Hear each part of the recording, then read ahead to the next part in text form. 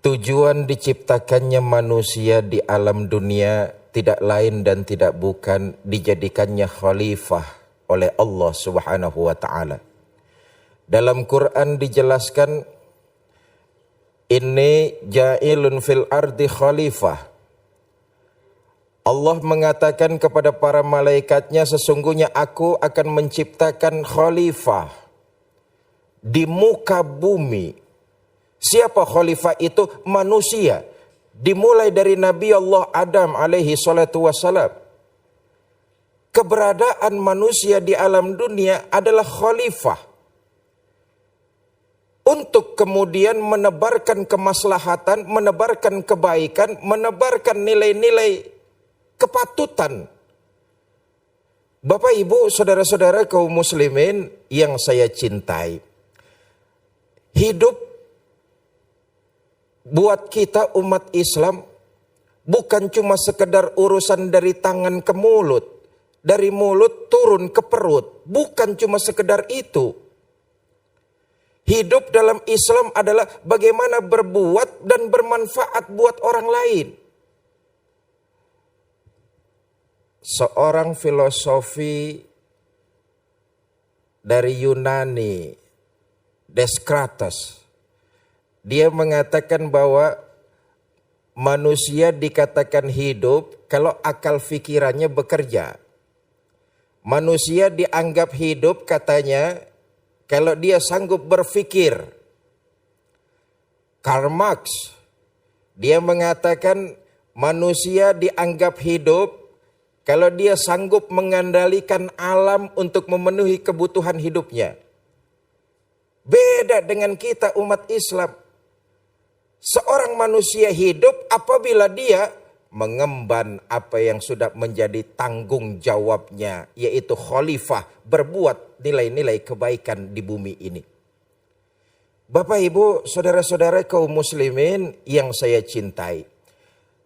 Tujuan hidup umat Islam, tujuan hidup manusia adalah akhirat yang abadi, akhirat yang bahagia. Tetapi Islam juga melarang pengikutnya, melarang pemeluknya untuk tidak mengambil bagiannya di dunia. Bagaimana mau bahagia di akhirat kalau di dunia bagiannya tidak diambil? Begini, saudara, hidup dalam Islam adalah pertama untuk melaksanakan ibadah kepada Allah. Kita ingin hidup yang benar. Kita ingin hidup yang teratur. Kalau ingin hidup yang benar, kalau ingin hidup yang teratur, tentu harus punya pedoman hidup. Apa pedoman hidupnya? Buat kita umat Islam tidak lain, pedoman hidup kita adalah Al-Quranul Karim. Al-Quran memberikan pedoman, Al-Quran memberikan tuntunan. Kalau kamu mau hidup bahagia, pertama kamu harus tahu tujuan kamu diciptakan tidak lain dan tidak bukan untuk beribadah. Satu, saudara, jangan diartikan ibadah itu soal sholat melulu. Ibadah itu bukan cuma soal puasa melulu. Ibadah di sini yang dimaksud adalah ibadah yang universal. Itulah sebabnya manusia diciptakan oleh Allah sebagai khalifah untuk beribadah, menebarkan nilai-nilai kebaikan secara universal. Sebagai khalifah yang menebarkan nilai-nilai kebaikan. Tujuannya tidak lain dan tidak bukan itu semua untuk beribadah kepada Allah Subhanahu wa taala. Di situ ada ibadah ritual, ada ibadah sosial. Saya katakan tadi bukan cuma sekedar ibadah ritual. Islam nggak pengen kok pemeluknya sholat melulu tiap hari, enggak, tiap saat enggak. Islam juga nggak pengen kok tiap saat pemeluknya sedekah melulu, enggak juga. Ibadah yang dimaksud adalah ibadah ritual, ya ibadah sosial. Inilah tujuannya Allah menciptakan manusia untuk beribadah. Dalam arti ibadah yang luas, ibadah yang universal. Berbuat baik kepada tetangga, itu ibadah. Yang nilainya ibadah, mempunyai pahala di sisi Allah Subhanahu wa ta'ala. Menghormati yang tua, itu ibadah. Sayang dengan bawahan, itu ibadah.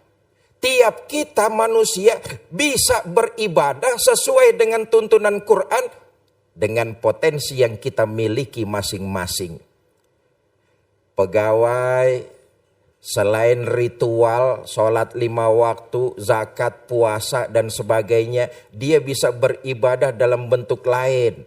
Mengeluarkan kemampuan optimal ketika dia bekerja, itu ibadah. Pedagang selain ritual, dia juga bisa melaksanakan ibadah sosial. Jadi pedagang yang baik. Pedagang yang baik itu barang yang jelek katakan jelek. Barang yang bagus katakan bagus. Jangan malah dibalik. Tiap kita bisa beribadah sesuai dengan potensi diri kita masing-masing. Seorang pemimpin, seorang pejabat, selain ritual ibadahnya kepada Allah, lewat jabatannya dia juga bisa beribadah. Layani rakyat, layani yang lemah, bela yang lemah, layani yang tidak mampu. Itu merupakan ibadah. Ibadah yang dimaksud kepada Allah adalah ibadah yang universal. Satu. Yang kedua, diciptakannya manusia ini untuk ditakar dan diuji. Liyabluwakum ayyukum ahsanu amala. Aku uji mereka. Siapa yang perbuatannya banyak nilai-nilai kebaikannya. Saudara, awalnya kita ini enggak ada. Lalu diciptakan oleh Allah jadi ada. Jadilah kita seperti sekarang ini. Ini semua ujian. Agar terlihat mana manusia yang banyak berbuat nilai-nilai kebaikan.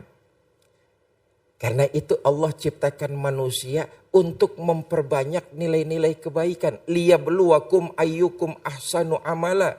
Diuji kita siapa di antara kita yang paling banyak nilai-nilai kebaikannya. Jadi hidup menurut Islam yang kedua sesuai dengan tuntunan Quran. Hidup adalah ujian. Ujian. Diberikan Allah ilmu pengetahuan, itu ujian. Diamalkan dan diajarkan apa tidak ilmu itu ujian. Diberikan harta oleh Allah jadi orang kaya, itu ujian. Digunakan harta itu di jalan kebaikan atau malah membuat dirinya makin sombong. Na'udzubillah, summa na'udzubillah. Diberikan jabatan, pangkat dan kedudukan, itu ujian. Bahkan diberikannya kita kemiskinan, hidup pas-pasan, bahkan serba kekurangan, itu sesungguhnya ujian.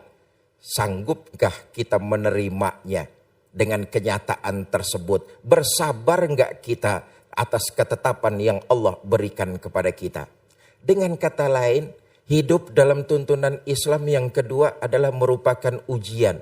Sebagai apapun profesi kita, semua itu adalah ujian. Kalau kita diberikan kenikmatan, kesenangan, jangan lupa itu merupakan ujian.